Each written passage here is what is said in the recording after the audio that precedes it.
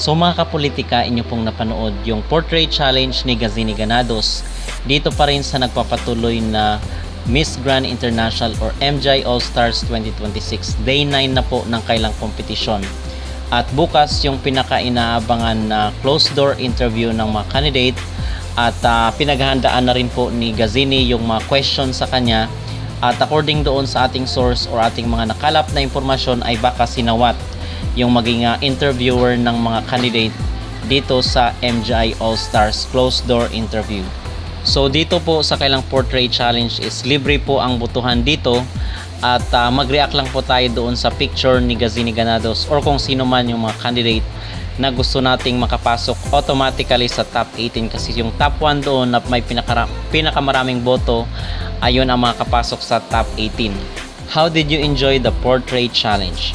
The queens brought fashion, fun, and unforgettable moments to Damnon Sadwak Floating Market. If you haven't watched it yet, don't miss out. Watch now on YouTube Grand TV. Voting for the portrait challenge is now officially open. The winner of this vote will automatically advance via fast track to the top 18 finalists at the final competition.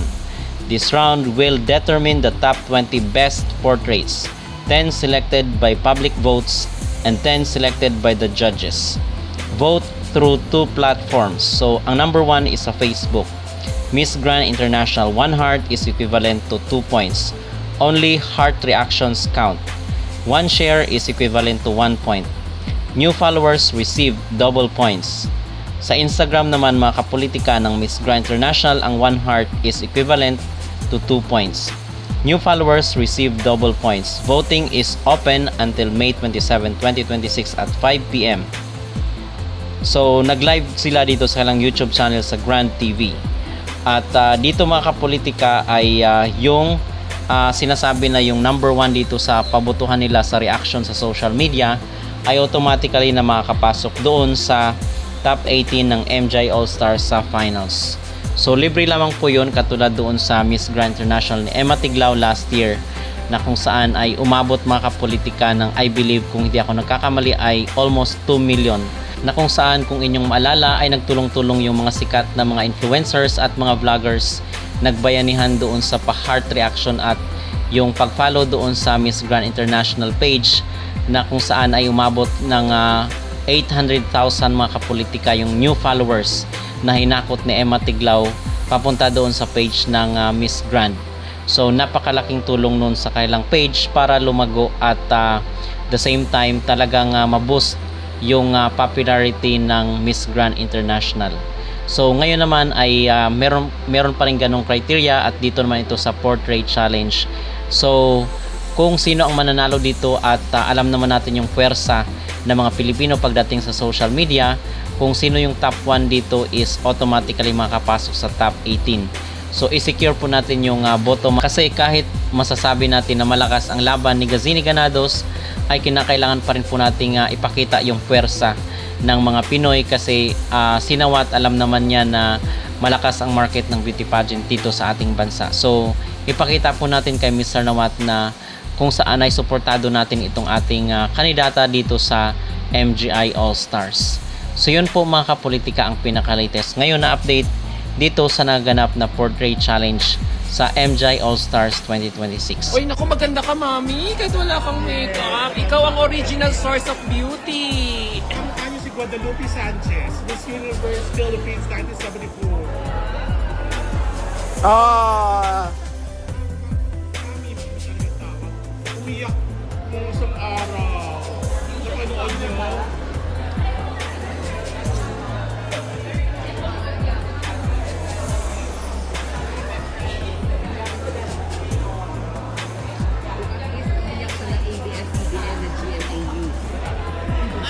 Oo, sinulat. Diba? Hindi, pero bukod sa pag-iyak niyo, kasi dapat may purpose di ba? So, sabi mo nga parang practice. Pero, isa sa mga issue ngayon na yung sinasabi nila, I was reading a lot about the past-side issue natin, tsaka yung gano'n. Ngayon, nagkakaroon ng sa mga judges, parang balance siya between Israel and pero parang ayaw yung ginagawa ng Israel.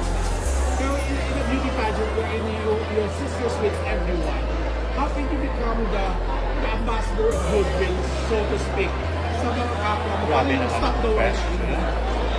But with your mom, ano ba tinuro ng mom sa mga? Kaya niyo yan.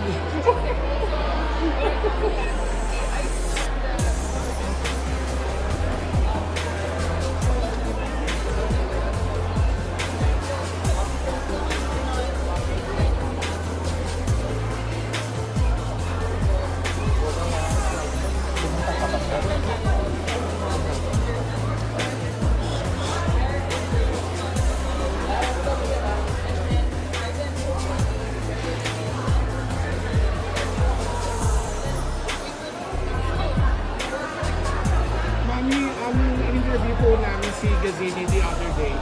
Ang parang wish niya makasama din ang kanyang father at ang mga siblings, mga kapatid niya po doon sa Palestine.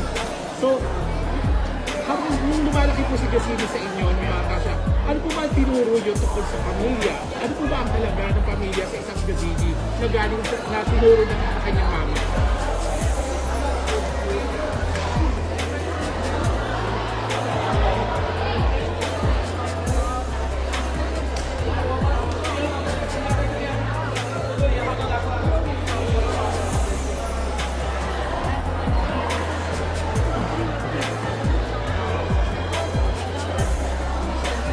Iyak ka na ba?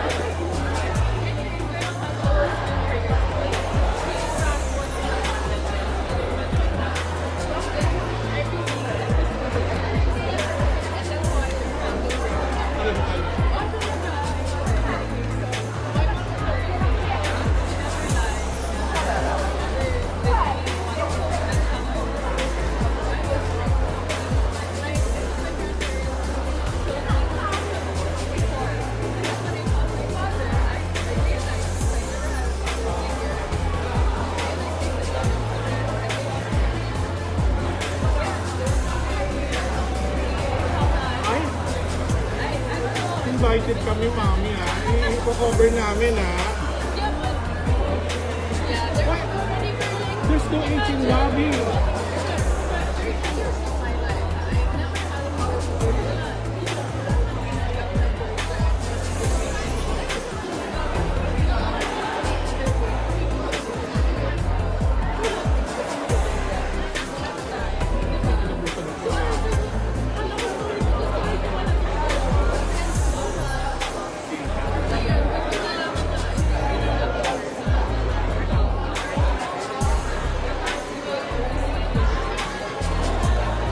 Anong mensahe mo sa mami mo? May parang awkward sa kanya daw yung magpakasal sa edad niya daw. Pero,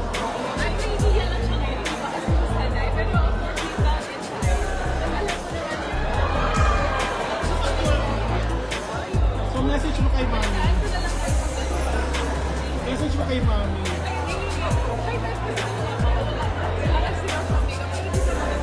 Yes. Message mo kay mami.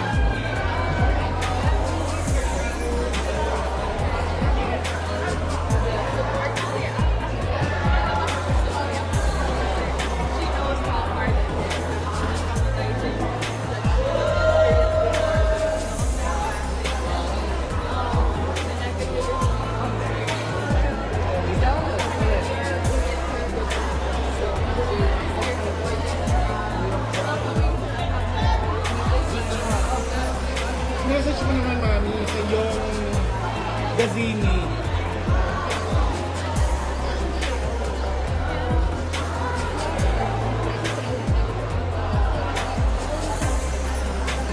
Kausap mo.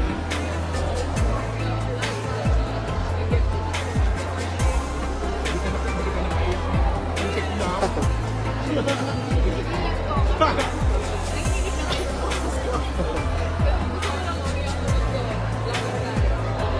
So, ano sa tingin mo pinakamagiging matinding laban mo sa All-Star? Hindi ka laban ang laban.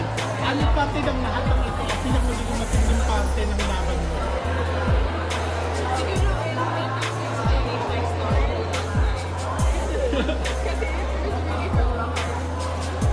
Ayun na yun.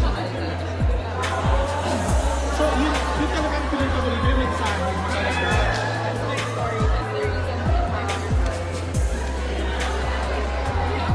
Next, sa third chapter ng susunod, na gusto ko may bumagon muna. Isang luha lang, ha? dito lang. Tapos gagawin. Thank you. Thank you po. Thank you po. Thank you po.